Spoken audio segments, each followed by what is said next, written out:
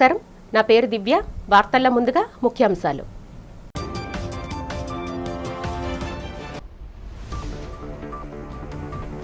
Paravada pharma city దక్షిణ energy అగ్ని ప్రమాదంపై దిగ్భ్రాంతి వ్యక్తం చేసిన ముఖ్యమంత్రి చంద్రబాబు మృతి చెందిన వారి కుటుంబానికి బాధితులకు అండగా నిలవాలని అధికారులకు ఆదేశం.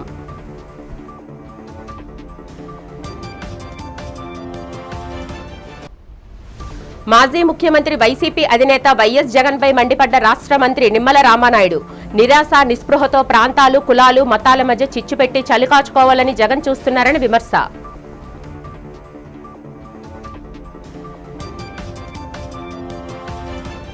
రాష్ట్రంలో కూటమి పాలనపై పలు విమర్శలు చేసిన ఎన్టీఆర్ జిల్లా వైసీపీ అధ్యక్షుడు దేవినేని అవినాష్ పోలవరం గట్లను తవ్వేసి 350 కోట్లకు పైగా మట్టి దోపిడీకి పాల్పడ్డారని ఆరోపణ.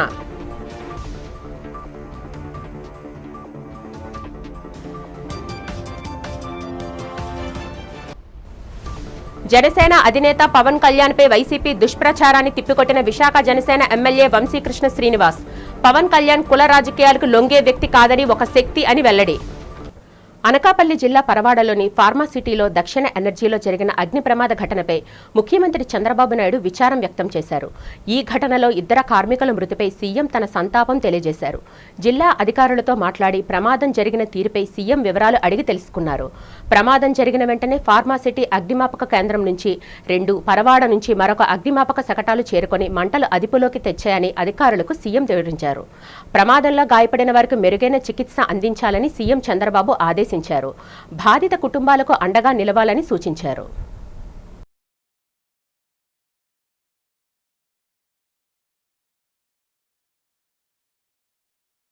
వైసీపీ అధినేత వైఎస్ జగన్మోహన్ రెడ్డిపై ఏపీ మంత్రి నిమ్మల రామానాయుడు తీవ్ర ఆగ్రహం వ్యక్తం చేశారు. 2024 ఎన్నికల ఓటమి నిరాశ నిస్పృహలతో ప్రాంతాలు, మతాలు, కులాల మధ్య చిచ్చుపెట్టి చలకాచుకోవాలని జగన్ పార్టీ చూసిందని ఆయన ధ్వజమెత్తారు. ఈ సందర్భంగా వెలగపూడిలో సచివాలయంలో మీడియాతో ఆయన మాట్లాడారు.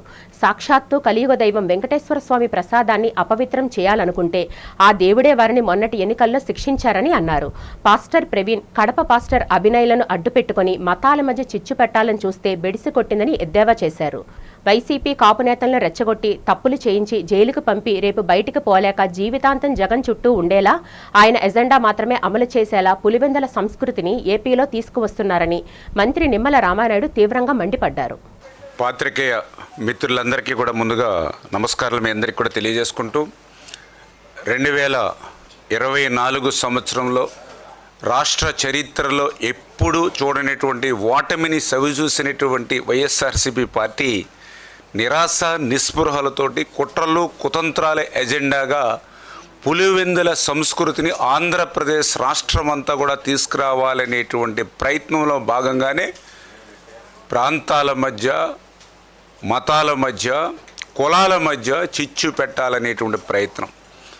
అందులో భాగంగానే రాయలసీమ, కోస్తా, ఉత్తరాంధ్ర అనేటువంటి ప్రాంతాల మధ్య చిచ్చు అనేటువంటి ప్రయత్నం విఫలం చెందినటువంటి విషయం మీ అందరికీ తెలుసు. అదే రకంగా కలియుగ దైవం వెంకటేశ్వర స్వామి వారి ప్రసాదాన్ని సైతం అపవిత్రం చేయాలని చూస్తే మనం ఎవ్వరూ శిక్షించిన అవసరంలా.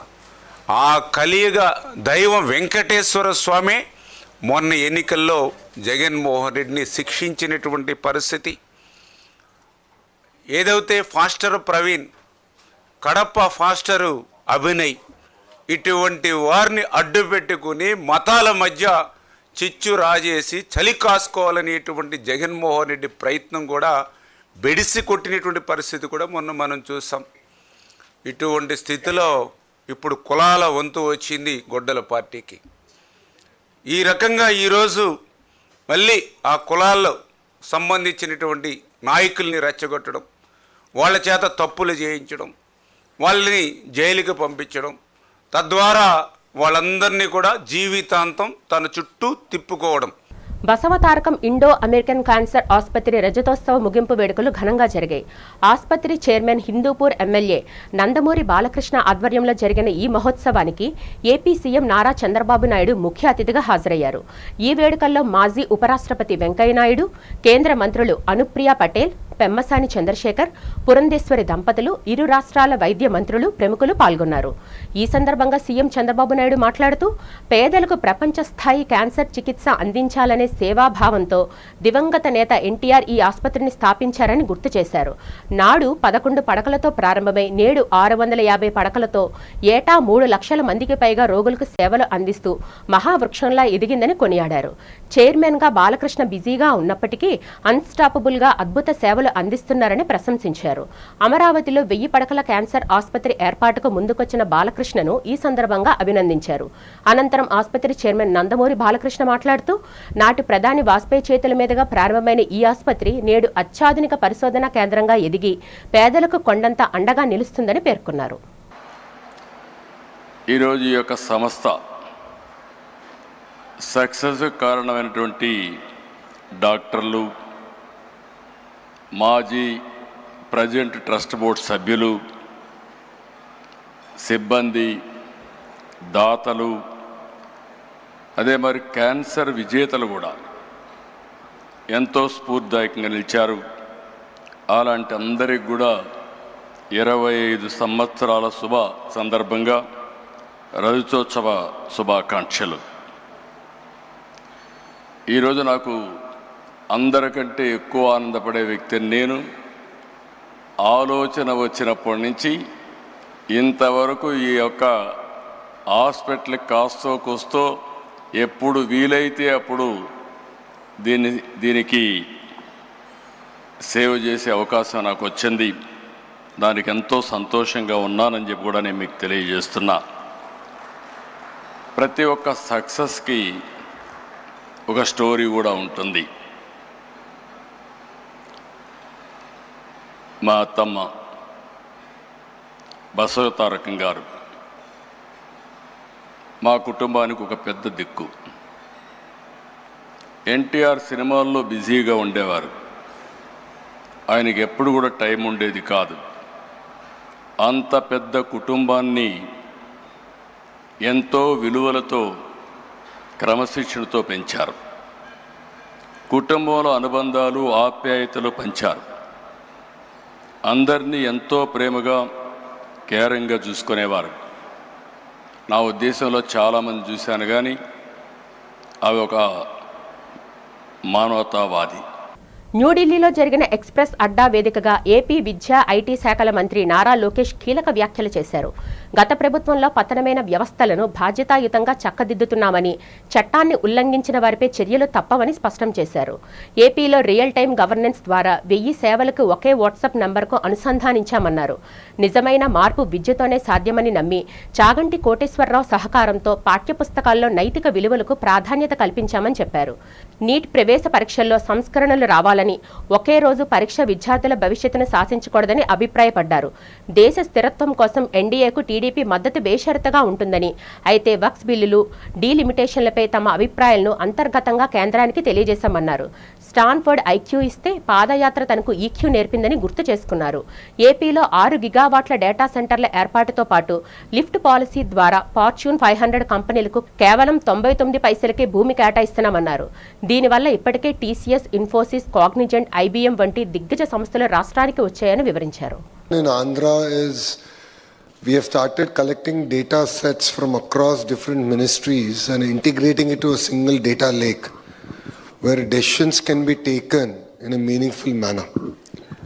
So what that means is that in true spirit we deliver on the promise of speed of doing business. And now our Chief Minister Mr. Naidu has taken it one step further, where he said that it's ease of living, because the intersection of a citizen and government has always had a lot of friction. And the idea is how can you use technology to eliminate that friction. So what we've been able to do, as an example I'll share with you, is bring each and every government service onto a single WhatsApp number. So first we've done that. Almost 1,000 services are today available to my citizens. So whenever a citizen would WhatsApp me on, boss, I've had this problem, I said, you don't have to visit an office. Just go to that number, send a message, your issue will be resolved. You need certificates or anything. Everything is now digitized and delivered on their mobile phone. So that's one example. So that's how real-time governance is playing a lot more important role in integrating all the ministries, all the data sets to go about delivering effective governance. So invisible government, effective governance. That's our motto. So of your 3 portfolios, what takes up the most of your time? Honestly, Paravada pharma సిటీలో దక్షిణ ఎనర్జీలో జరిగిన అగ్ని ప్రమాద బాధితులను అన్ని విధాలుగా ఆదుకుంటామని జనసేన పార్టీ విశాఖ రూరల్ జిల్లా అధ్యక్షులు పెందుర్తి శాసనసభ్యులు పంచకర్ల రమేష్ బాబు హామీ ఇచ్చారు. నగరంలో ఆసుపత్రిలో చికిత్స పొందుతున్న ప్రమాద బాధితులను వారి కుటుంబ సభ్యులను ఆయన పరామర్శించి ఓదార్చారు. ఈ సందర్భంగా పంచకర్ల మాట్లాడుతూ దక్షిణ ఎనర్జీ కంపెనీలో ప్రమాదం జరగడాన్ని ఖండించారు. భవిష్యత్తులో ఇలాంటి సంఘటనలు పునరావృతం కాకుండా పటిష్టమైన చర్యలు తీసుకుంటామన్నారు. పరిశ్రమలో ఉన్న భద్రతా ప్రమాణాలపై ఒకసారి సమీక్షిస్తామని చెప్పారు. ముఖ్యమంత్రి చంద్రబాబు నాయుడు ఆదేశాలతో బాధితులకు రాజీ పడకుండా మెరుగైన వైద్య సేవలు అందిస్తున్నామని తెలిపారు. బాధిత కుటుంబాలకు అండగా నిలుస్తామని చెప్పారు. ప్రతి అంశాన్ని రాజకీయం చేసి లబ్ధి పొందాలని వైసీపీ నేతలు చూడడాన్ని పంచకర్ల ఎద్దేవా చేశారు. ఈరోజు ఎర్లీ మార్నింగ్ పరవాడలో జరిగిన దక్షిణ ఎనర్జీ కంపెనీలో జరిగిన సంఘటన చాలా దురదృష్టకరం.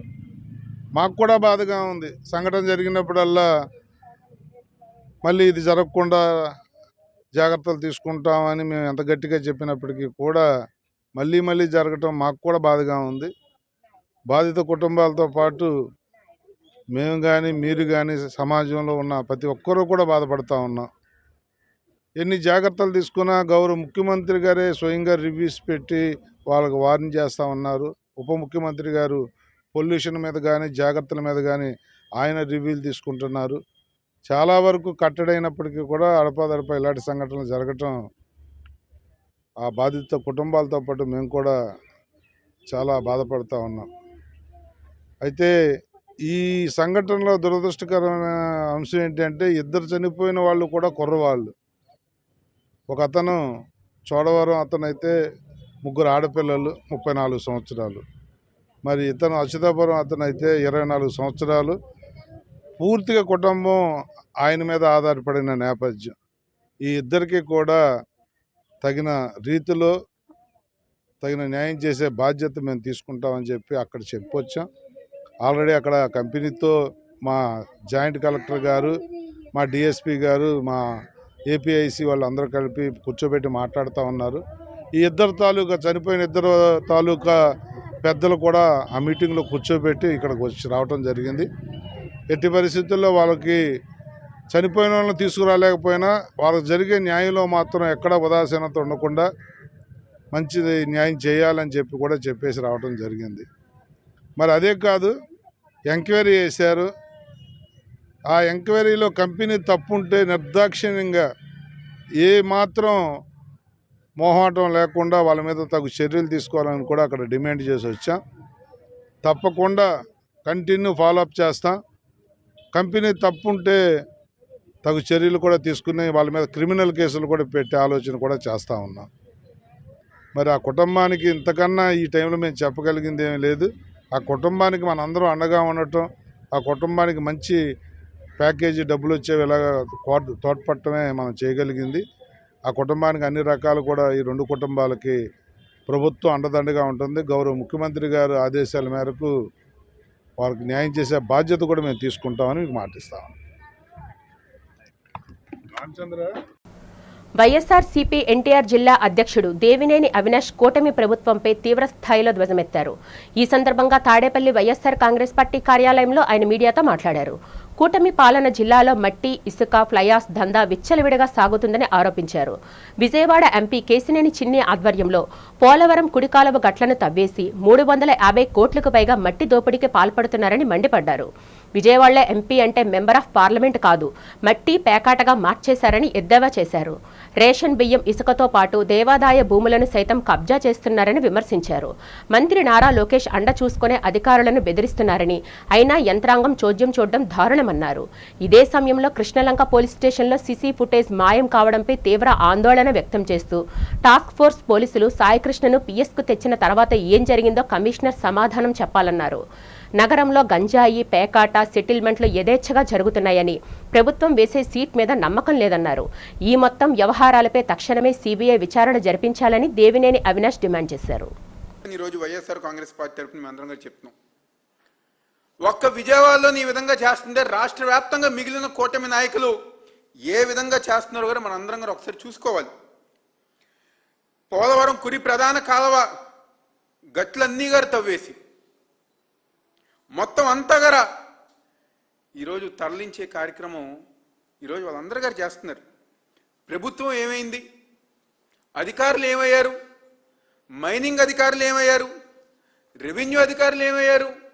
ఇరిగేషన్ అధికారులు ఏమయ్యారు? మా కలెక్టర్ ఏమయ్యారు? పోలీస్ శాఖ ఏమైంది? ఈ విధంగా దండా చేస్తుంటే, ఈ విధంగా మట్టి తరలిస్తుంటే ఏ ఒక్కరన్నా పట్టించుకున్నారా? నాయకులతో చేతులు కలిపి అధికారులు గారా ఈరోజు కూటమి పార్టీలో నాయకులుగా మారిపోయారు. వాళ్ళు చేసే దండాలో గారా వీళ్ళు చెయ్యి కలిపి ఈరోజు దండా అంతా గారా చేసుకుంటూ ముందుకెళ్తాం గారు జరుగుతుంది. ఈరోజు నిజంగా చాలా ఆశ్చర్యకరం. నేను గతంలో గారు అనేక సందర్భాల్లో చెప్పాను, ఎంతో మంది పార్లమెంట్ సభ్యులు మా విజయవాడకు వచ్చారు. కానీ ఇలాంటి పార్లమెంట్ సభ్యులు ఒక విజయ్ మాల్యా వీళ్ళు గారు పనికిరారు. తమ పార్టీ అధినేత పవన్ కళ్యాణ్పై వైసీపీ శ్రేణులు చేస్తున్న దుష్ప్రచారానికి స్వస్తి చెప్పాలని జనసేన విశాఖ నగర శాఖ అధ్యక్షులు ఎమ్మెల్యే వంశీకృష్ణ శ్రీనివాస్ అన్నారు. పవన్ ఏ కులానికి కొమ్ము కాయకుండా ప్రజా సంక్షేమానికి, రాష్ట్ర అభివృద్ధికి కృషి చేస్తున్నారని స్పష్టం చేశారు. నగరంలో సీతంపేట పార్టీ కార్యాలయంలో జరిగిన మీడియా సమావేశంలో ఆయన మాట్లాడుతూ వైసీపీ నేతల తీరుపై తీవ్ర స్థాయిలో నిప్పులు చెరిగారు. కూటమి ప్రభుత్వ హయాంలో జరుగుతున్న అభివృద్ధిని చూసి ఓర్వలేక వైసీపీ నేతలు తప్పుడు ప్రచారాన్ని సాగిస్తున్నారని మండిపడ్డారు. పవన్ కళ్యాణ్ రాష్ట్రం నుంచి ఎక్కడి నుంచి అయినా పోటీ చేసి గెలిచే సత్తా ఉందన్నారు. ప్రతి విషయాన్ని రాజకీయం చేసి లబ్ధి పొందాలని వైసీపీ నేతలు చేస్తున్న ప్రయత్నాలను ప్రజలు గమనిస్తున్నారన్నారు. జగన్ పులివెందుల నుంచి కాకుండా ఇంకెక్కడి నుంచైనా పోటీ చేసి గెలిచే సత్తా ఉందా అని వంశీకృష్ణ సవాల్ విసిరారు. కూటమి ప్రభుత్వ ఆధ్వర్యంలో అభివృద్ధి పదంలో పరుగులు పెడుతుందని తెలిపారు. ప్రధానంగా ఉత్తరాంధ్ర అభివృద్ధి చెందడంతో రాబోయే రోజుల్లో ఏ ప్రాంత ప్రజలకు ఉపాధి అవకాశాలు ఉండవని అన్నారు. ఉత్తరాంధ్ర పారిశ్రామికంగా, పర్యాటకంగా, ఐటీ రంగాల్లో మంచి అభివృద్ధి సాధించడం ఖాయమన్నారు. ప్రజాస్వామ్యం లేని పార్టీ ఏముందంటే అది వైఎస్ఆర్ కాంగ్రెస్ పార్టీ. ఒక వ్యక్తి భజన తప్ప అంతర్గత ప్రజాస్వామ్యం అన్నది ఆ పార్టీలో లేదు. ఒక వ్యక్తికి నుంచి ఇంకెవరు కూడా ఒక నిర్ణయం తీసుకునే పరిస్థితి కానీ, లేకపోతే ఇంక మాట్లాడే పరిస్థితులు కానీ ఏవి కూడా ఆ పార్టీలో ఉండవన్న విషయాన్ని కూడా మీరు గుర్తుపెట్టుకోవాలి. అసలు ప్రజాస్వామ్యం లేని పార్టీ ఉందంటే అది వైసీపీ అన్న విషయాన్ని కూడా మీరు గుర్తుపెట్టుకోవాలి. పవన్ కళ్యాణ్ గారి మీద పదే విమర్శలు చేయడము, ఆయన ఒకటే చెప్తా ఉన్నారు, నేను ఒక మతానికి కానీ, ఒక కులానికి కానీ, ఒక ప్రాంతానికి కానీ నేను ఉండను. నా వాదం ఒకటే, జాతీయవాదం. నా వాదం ఒకటే, ప్రజలందరూ ఒకటే నా దృష్టిలో, అన్ని మతాలు ఒకటే నా దృష్టిలో అని చెప్పేసి ఇవాళ పవన్ కళ్యాణ్ గారు మాట్లాడుతూ ఉంటే, ఎవరైనా ఒకటే తప్పు చేసిన వాళ్ళు, అది ఏ కులమైనా ఒకటే, తప్పును తప్పుగా చూపించాలి, ఏ మతమైనా ఒకటే, తప్పును తప్పుగా చూపించాలి అని ఆయన పదే చెప్తుంటే, ఎక్కడన్నా ఏ చిన్న ఇష్యూ జరిగినా సరే పవన్ కళ్యాణ్ గారు కులము, లేకపోతే పవన్ కళ్యాణ్ గారు కులము. జీవీఎంసీలో వివిధ విభాగాల్లో ఖాళీగా ఉన్న వేలాది పోస్టులను భర్తీ చేయాలని GVMC staff and workers union అధ్యక్షుడు వివి వామన్రావు డిమాండ్ చేశారు. ఖాళీగా ఉన్న పోస్టులను భర్తీ చేసి ప్రజలకు మెరుగైన సేవలు అందించాల్సిన బాధ్యత జీవీఎంసీ కమిషనర్పై ఉందన్నారు. తన యూనియన్ కార్యాలయంలో మీడియా సమావేశంలో ఆయన మాట్లాడారు. విశాఖ జిల్లా కంటే జీవీఎంసీ పరిధి చాలా పెద్దదన్నారు. దీంతో ప్రజలకు జీవీఎంసీ సిబ్బంది నుంచి మెరుగైన సేవలు అందాలంటే ఖాళీగా ఉన్న ఉద్యోగాలను భర్తీ చేయాలన్నారు. జీవీఎంసీలు అనేక విభాగాల్లో వేలాది పోస్టులు ఖాళీగా ఉన్నాయని చెప్పారు. పోస్టులు భర్తీ చేయకుండా ఉన్న ఉద్యోగులపై పనిభారం పెంచి తూతూ మంత్రంగా పనులు కొనసాగిస్తున్నారని విమర్శించారు. జీవీఎంసీలో ఖాళీగా ఉన్న పోస్టుల భర్తీకి కమిషనర్ చొరవ చూపాలని వామన్రావు కోరారు. ఉద్యోగులు ఎదుర్కొంటున్న సమస్యల పరిష్కారానికి కమిషనర్ చర్యలు తీసుకోవాలని డిమాండ్ చేశారు. పరిధి కన్నా చాలా పెద్దది. విశాఖపట్నం జిల్లా కలెక్టర్ గారికి ఉన్నటువంటి ఆ పరిధి కన్నా జీవీఎంసీ కమిషనర్ గారికి ఉన్న పరిధి చాలా ఎక్కువ. మరి ఇలాంటి ఒక పెద్ద ఆర్గనైజేషను అందులో ఆంధ్రప్రదేశ్లో ఏకైక గ్రేటర్ మన గ్రేటర్ విశాఖపట్నం మున్సిపల్ కార్పొరేషన్. మరి ఇటువంటి దీనికి కమిషనర్గా ఎలాంటి వాళ్ళు ఉండాలి అనేటటువంటిది ఈరోజు ప్రస్తావించదలుచుకున్నాను. జీవీఎంసీ కమిషనర్గా ఉండేటటువంటి వ్యక్తి ముఖ్యంగా ఇక్కడ స్థానికంగా ఉన్నటువంటి సమస్యలు, ప్రజా సమస్యలతో పాటు ఉద్యోగస్తుల తాలూకు సమస్యలను కూడా తీసుకొని వాటిని పరిష్కరించి బ్యాలెన్స్ చేసి తద్వారా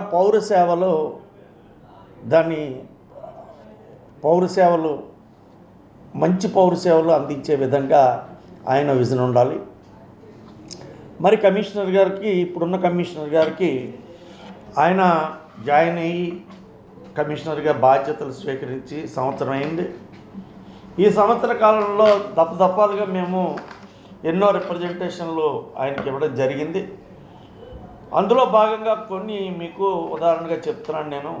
కూటమి ప్రభుత్వం అధికారంలోకి వచ్చిన తర్వాత గత 2 ఏళ్ల కాలంలో ఆంధ్రప్రదేశ్ ప్రజా రవాణా శాఖ ఏపీ ఎస్ఆర్టీసీలో ఎన్నో సంస్కరణలు, సంక్షేమ కార్యక్రమాలు, సాంకేతిక అభివృద్ధి చర్యలు చేపట్టి ప్రజలకు మరింత మెరుగైన సేవలు అందించామని రాష్ట్ర రవాణా, యువజన, క్రీడా శాఖ మంత్రి మండిపల్లి రాంప్రసాద్ రెడ్డి తెలిపారు.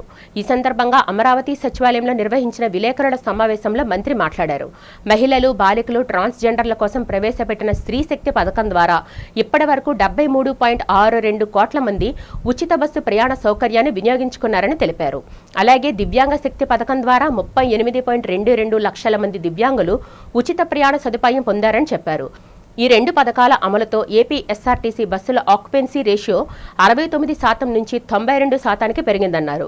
ప్రజలకు మరింత నాణ్యమైన, సురక్షితమైన, పర్యావరణ హితమైన, సాంకేతికంగా ఆధునిక రవాణా సేవలు అందించడమే ప్రభుత్వ లక్ష్యమని, రాబోయే రోజుల్లో ఏపీ ఎస్ఆర్టీసీ రవాణా శాఖలను దేశంలో ఆదర్శవంతమైన సంస్థలుగా తీర్చిదిద్దేందుకు కృషి కొనసాగుతుందని మంత్రి మండిపల్లి రాంప్రసాద్ రెడ్డి స్పష్టం చేశారు.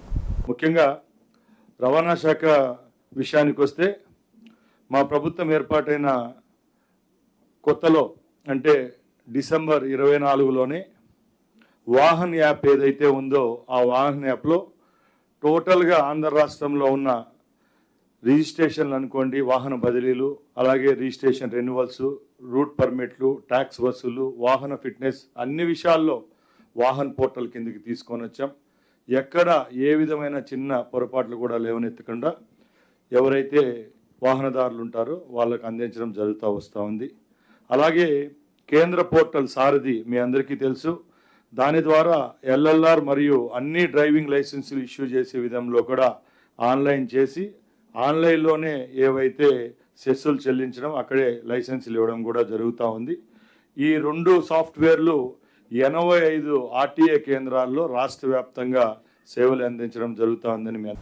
పరవాడ దక్షిణ ఎనర్జీ ఫార్మా ప్రమాదంలో మృతి చెందిన కార్మికులకు ₹1 కోటి నష్టపరిహారం చెల్లించాలని సిఐటియు జిల్లా ప్రధాన కార్యదర్శి ఆర్కేఎస్వి కుమార్ డిమాండ్ చేశారు. ప్రమాదాలు జరగకుండా పరిశ్రమ యాజమాన్యాలు కట్టుదిట్టమైన చర్యలు తీసుకోవాలన్నారు. నగరంలో సిఐటియు కార్యాలయంలో జరిగిన మీడియా సమావేశంలో AP public sector coordination committee co convener Jyotishwararao, Visakha cab drivers గౌరవ అధ్యక్షులు బి జగన్తో కలిసి మీడియా సమావేశంలో పాల్గొన్నారు. ఈ సందర్భంగా కుమార్ మాట్లాడుతూ ఇటీవల పరిశ్రమల్లో వరుస ప్రమాదాలు జరగడం పట్ల విస్మయం చేశారు. ప్రభుత్వ వైఫల్యాల వల్లనే ప్రమాదాలు నెలకొంటున్నాయని విమర్శించారు. పరిశ్రమల్లో కట్టుదిట్టమైన భద్రతా చర్యలు చేపట్టే విధంగా ప్రభుత్వం నిరంతరం పర్యవేక్షించాలని డిమాండ్ చేశారు. దక్షిణ ఎనర్జీ ఫార్మాలో జరిగిన ప్రమాదంలో మృతి చెందిన కార్మికుల బాధిత కుటుంబాలకు ₹1 కోటి నష్టపరిహారం, కుటుంబంలో ఒకరికి ఉపాధి, ఇంటి స్థలాన్ని కేటాయించి బాధితులకు ఇల్లు నిర్మించి ఇవ్వాలని డిమాండ్ చేశారు. తరచూ పరిశ్రమల్లో తనిఖీలు నిర్వహించి భద్రత పాటించని యాజమాన్యాలపై చర్యలు తీసుకోవాలని డిమాండ్ చేశారు. చేపట్టట్లేదు. మన రాష్ట్ర ప్రభుత్వం చంద్రబాబు నాయుడు గారు కానీ, లోకేష్ గారు కానీ, పరిశ్రమల శాఖ మంత్రి కానీ వీళ్ళందరూ కూడా speed of doing business, is of doing business పేరుతోటి పరిశ్రమలకి విపరీతంగా అనుమతులు ఇస్తున్నారు. ఏ విధమైనటువంటి వాళ్ళు చర్యలు పాటించకపోయినా, ఏ విధమైన నిబంధనలు పాటించకపోయినా మేము పరిశ్రమలకు కావాల్సిన భూములు ఇస్తాం, నీరు ఇస్తాం, కరెంట్ ఇస్తాం, కార్మికులను కూడా చవకగా ఇస్తాం, అవసరమైతే కార్మికులు చనిపోతే నష్టపరిహారం కూడా మీరు తక్కువే చెల్లించవచ్చు అన్న పద్ధతుల్లో మన రాష్ట్ర ప్రభుత్వం వ్యవహారం ఉంది. అందుకనే మనం చూస్తుంటే ఫార్మాసిటీలో వరుస ప్రమాదాలు జరుగుతున్నా సరే యాజమాన్యం ఏ విధమైన చర్యలు తీసుకోవటం లేదు. ప్రమాదం జరిగినప్పుడు ఎంతో కొంత నష్టపరిహారం ఇచ్చి చేతులు దులుపుకొని అయిపోతుంది అని చెప్పి అనిపిస్తున్నారు. కానీ తర్వాత మళ్ళీ ప్రమాదం జరగకుండా ఏ విధమైన కట్టుదిట్టమైన భద్రతా చర్యలు కూడా చేపట్టట్లేదు. దీని ఫలితంగా వరుస ప్రమాదాలు జరిగి కార్మికులు క్షేమంగా డ్యూటీకి వెళ్ళిన వారు తిరిగి ఇంటికి వస్తాడా రాదా అన్న బెంగతోటి భయపడాలతోటి ఆందోళనతోటి కుటుంబం జీవించాల్సి వస్తూ ఉంది. మనం చూసాం స్టీల్ ప్లాంట్లో 10 మంది స్పాట్లో చనిపోయారు. అలాగే ఇప్పుడు ఈరోజు మనం 2 కార్మికులు చనిపోయారు. వరుసగా గత 4 ఏళ్ల క్రితం మనం చూసుకున్నట్టయితే మన ఎల్జీ పాలిమర్స్లో 11 మంది చనిపోయారు. ఆ వెంటనే ఎసెన్షియా ఫార్మాసిటీలో 17 మంది చనిపోయారు. తర్వాత ఇంకో యాక్సిడెంట్లో 7 చనిపోయారు. అచ్యుతాపురం, పరవాడ ఫార్మాసిటీ కంపెనీలు అంటే మృత్యు కోపాల్లాగా తయారయ్యాయి. కార్మికుల జీవితాలకి Andhra University sports incharge professor doctor G Krishnareddy జయంతిని పురస్కరించుకొని కృష్ణారెడ్డి కుమారుడు జి కృష్ణకాంత్ రెడ్డి కుటుంబ సభ్యులు డాబా గార్డెన్స్లో ఉన్న ప్రేమ సమాజంలో అనాథ పిల్లలందరికీ అన్నదానాన్ని ఏర్పాటు చేశారు. ఈ సందర్భంగా కృష్ణకాంత్ రెడ్డి మాట్లాడుతూ తన తండ్రి డాక్టర్ జి కృష్ణారెడ్డి జయంతి సందర్భంగా సేవా కార్యక్రమాలు నిర్వహించామన్నారు. అందులో భాగంగా ప్రేమ సమాజంలో అన్నదానం ఏర్పాటు చేశామన్నారు. తమ కుటుంబ సభ్యులందరిపై ఆయన ఆశీస్సులు ఎప్పుడూ ఉండాలని కోరారు. ప్రేమ సమాజంలో పిల్లలతో సమయాన్ని గడపడం తమ కుటుంబ సభ్యులందరికీ ఎంతో సంతోషాన్నిచ్చిందని పేర్కొన్నారు. అనంతరం కుటుంబ సభ్యులంతా కలిసి స్వయంగా పిల్లలందరికీ ఎంతో ప్రేమతో ఆప్యాయతతో రుచికరమైన భోజనాన్ని వడ్డించారు. భోజనానికి ముందు పిల్లలందరూ క్రమశిక్షణతో దైవ ప్రార్థన చేయడం అక్కడ ఉన్న వారిని ఎంతగానో ఆకట్టుకుంది. పిల్లల ముఖాల్లో ఆనందం వారిని ఎంతగానో అలరించింది.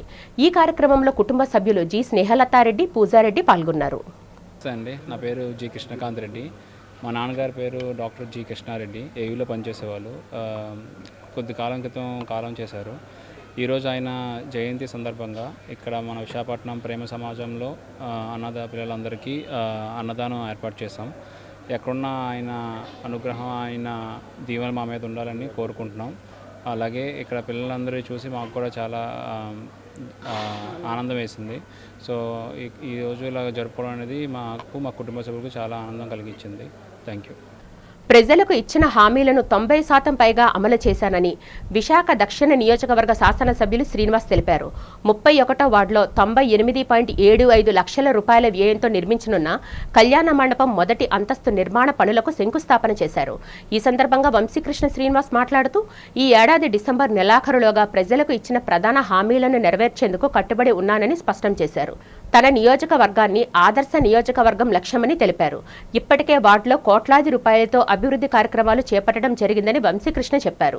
సీఎం చంద్రబాబు అందిస్తున్న సహకారంతో రాబోయే రోజుల్లో మరిన్ని అభివృద్ధి కార్యక్రమాలు చేపట్టనున్నట్లు తెలిపారు. ఈ కార్యక్రమంలో GVMC zonal commissioner Mallaiah Naidu, కూటమి నాయకులు గోవిందరెడ్డి, వానపల్లి గాయత్రి, హేమలత, యాసిన్, హారిక, సాయి కిరణ్, ఎం రాజేష్, రూపా తదితరులు పాల్గొన్నారు. ఈరోజు 31వ వార్డులో ఈ యొక్క డోక్రా బజార్కి పైన మేడ మీద ఈ ప్రాంత వాసుల యొక్క కోరిక మేరకు ఒక కళ్యాణ మండపాన్ని నిర్మిస్తూ ఉన్నాం. దీని విలువ సుమారుగా ₹1,00,00,000, 99 లక్షలు. సో ఈ ప్రాంతంలో కళ్యాణ మండపం పెద్దది లేదు కాబట్టి ఒక మంచి కళ్యాణ మండపాన్ని కూటమి ప్రభుత్వం వచ్చిన తర్వాత ప్రజల కోరిక మేరకు నిర్మిస్తూ ఉన్నాం. ఇది ఒక 5-6 నెలల్లోనే కంప్లీట్ చేసి ఈ ప్రాంత ప్రజలందరూ కూడా అందుబాటులోకి తీసుకురావడం జరుగుతుంది. అలాగే ఈ ప్రాంతంలో రోడ్లు కానీ అలాగే రకరకాల యాక్టివిటీ మనం ఏవైతే ఎలక్షన్ ముందు మనం కమిట్మెంట్స్ ఇచ్చామో, తర్వాత ఎలక్షన్ తర్వాత కమిట్మెంట్ ఇచ్చామో వాటన్నింటినీ కూడా కంప్లీట్ చేస్తున్నాం.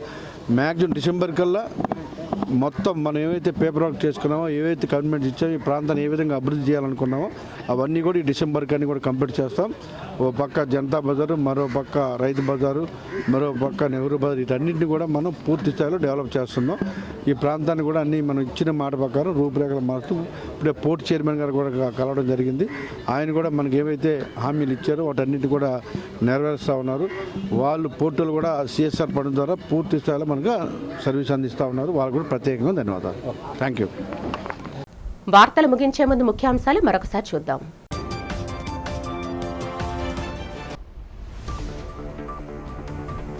పరవాడ ఫార్మాసిటీ దక్షిణ్ ఎనర్జీ అగ్ని ప్రమాదంపై దిగ్భ్రాంతి వ్యక్తం చేసిన ముఖ్యమంత్రి చంద్రబాబు మృతి చెందిన వారి కుటుంబానికి బాధితులకు అండగా నిలవాలని అధికారులకు ఆదేశం.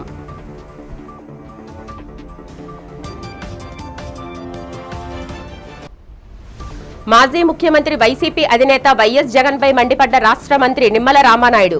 నిరాశ నిస్పృహతో ప్రాంతాలు, కులాలు, మతాల మధ్య చిచ్చుపెట్టి చలికాచుకోవాలని జగన్ చూస్తున్నారని విమర్శ.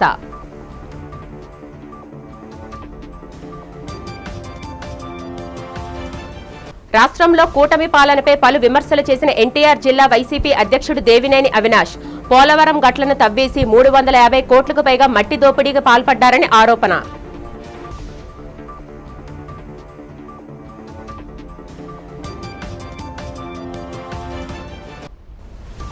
జనసేన అధినేత పవన్ కళ్యాణ్ పై వైసీపీ దుష్ప్రచారాన్ని తిప్పికొట్టిన విశాఖ జనసేన ఎమ్మెల్యే వంశీకృష్ణ శ్రీనివాస్ పవన్ కళ్యాణ్ కుల రాజకీయాలకు లొంగే వ్యక్తి కాదని ఒక శక్తి అని వెల్లడి.